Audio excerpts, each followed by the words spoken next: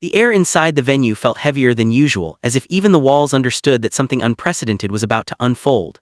Editors adjusted their glasses, buyers whispered behind sleek leather notebooks. Celebrities posed one final time before surrendering to the gravity of the moment. This was not just another night at Fashion Week. This was the night when Balenciaga would either redefine its legacy or fracture it forever.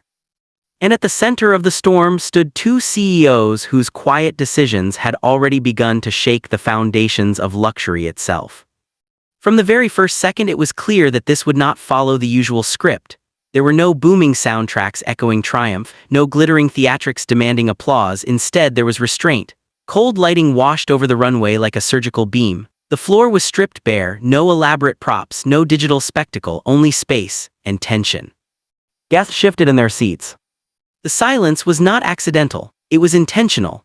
Under the watchful leadership of Cedric Charbot, the brand had been recalibrating its voice. But tonight's recalibration felt seismic. Charbot, known for his strategic composure, had reportedly pushed for a radical internal question months earlier: what does power look like when it no longer needs to shout?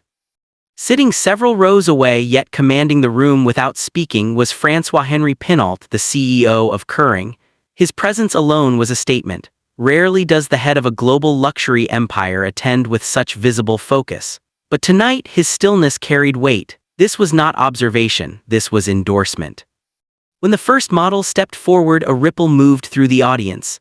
The silhouette was familiar yet altered, oversized tailoring but sharper, structured shoulders but softer movement, a paradox walking in human form. The garment seemed to ask a question rather than provide an answer, and that question hung in the air unanswered. One look followed another, each refusing to conform to expectation. There were no obvious logos screaming identity. Instead, the identity was embedded in cut, in fabric tension, in the way light absorbed into matte black wool. It was fashion stripped of distraction, fashion reduced to intent. Editors stopped typing. Buyers stopped calculating margins. Influencers lowered their phones. The room was not bored, it was processing. This was the first reason guests were left stunned. The show did not seek validation, it demanded contemplation. In a cultural climate addicted to instant gratification, Balenciaga delivered discomfort. And discomfort, when orchestrated with precision, becomes unforgettable. Rumors had circulated in the weeks leading up to the show. Whispers of restructuring, of philosophical redirection, of internal debates about what luxury should mean in a post-hype era. Many expected bold theatrics to silence critics. Instead, what they received was something far more disruptive: discipline. Halfway through the presentation, something subtle yet monumental occurred. François-Henri Pinault leaned forward, elbows resting on his knees, eyes locked onto the runway. It was a small gesture, but in fashion politics, small gestures can detonate like bombs. Those who noticed understood immediately. This was not merely creative experimentation. This was corporate alignment at the highest level. Two CEOs, one shared risk. The garments continued to unfold like chapters in a silent manifesto. Deconstructed trench coats reimagined with architectural seams, tailored suits fractured and reconstructed to expose inner lining as outer armor, knitwear that appeared fragile but held structure like steel.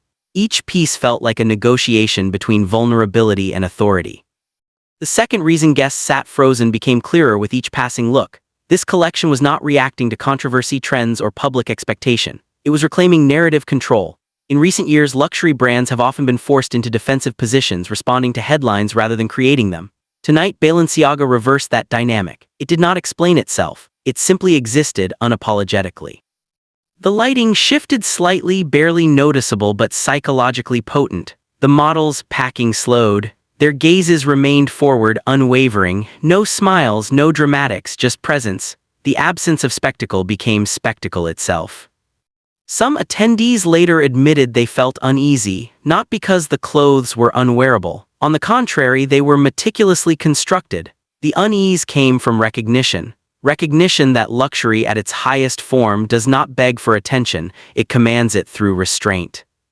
In the front row, seasoned fashion critics exchanged brief glances. One raised an eyebrow, another scribbled a single word in the margin of her notebook: control.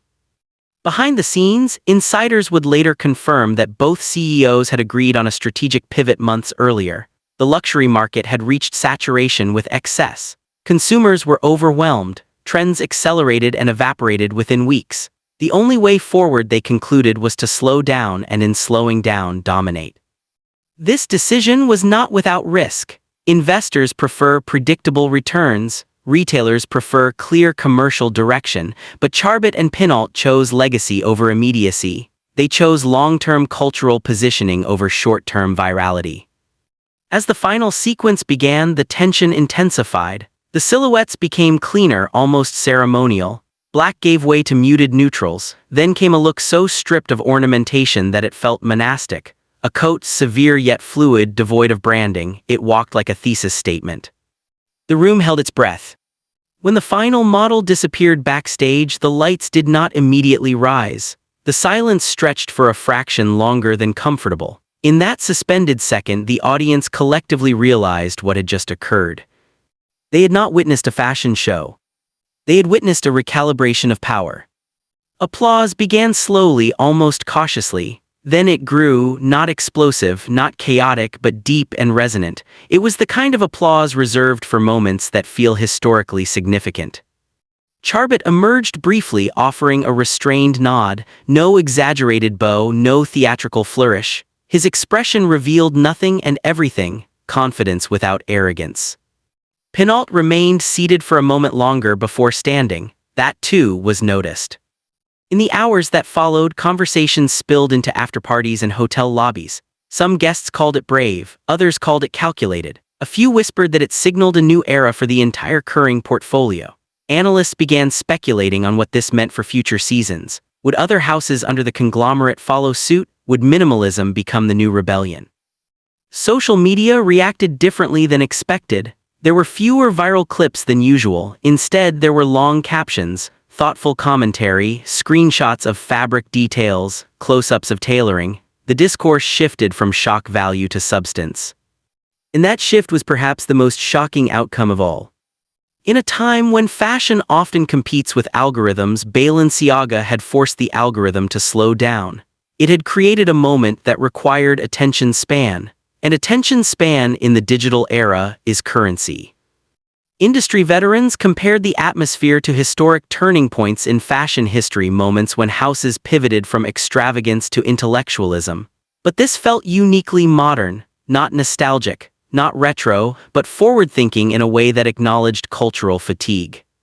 The fatigue of noise. The fatigue of excess. The fatigue of spectacle without substance. By the next morning, headlines around the world reflected the confusion and awe of the previous night. Some praised the strategic courage of two CEOs aligned in vision. Others questioned whether consumers would embrace such restraint, but no headline ignored it. The economic implications were also immediate. Buyers who initially felt uncertain began recalculating orders with new perspective. Minimalism, when executed at this level, becomes timeless. Timelessness reduces risk. Risk management increases desirability. Charbit's strategy appeared clearer with each passing hour. By removing distraction, he elevated product. By removing noise, he amplified authority. And by aligning with Pinault's broader corporate philosophy, he ensured that the creative risk was supported by structural confidence. This was not chaos disguised as innovation. It was innovation supported by infrastructure. Weeks later, insiders would still reference that night in hushed admiration, not because it was loud, but because it was controlled, not because it shocked through scandal, but because it shocked through discipline. Two CEOs had done something rare in modern luxury. They trusted the intelligence of their audience. They trusted silence. They trusted patience. And patience, when paired with power, becomes formidable. Fashion Week continued. Other brands presented dazzling productions filled with digital installations and celebrity cameos, but something felt different. The standard had shifted. Excess now risked appearing insecure. Spectacle now risked appearing desperate. Balenciaga had changed the emotional temperature of the week. The most revealing detail emerged in private conversations among industry elites.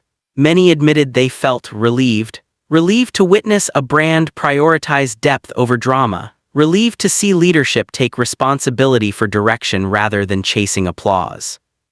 That relief translated into respect. Respect translates into longevity. As the season progressed, Early sales indicators suggested that the calculated risk was resonating. Clients were drawn not only to the garments but to the narrative of intentionality behind them. Owning a piece from this collection felt like participating in a philosophy rather than purchasing a trend. In retrospect, the true shock was not the clothes themselves. It was the audacity of two CEOs choosing stillness in an age of frenzy. And stillness, when wielded strategically, can feel louder than any explosion. The night will be remembered not for scandal, not for controversy, but for alignment. Alignment between creative direction and corporate vision. Alignment between restraint and power. Alignment between leadership and legacy.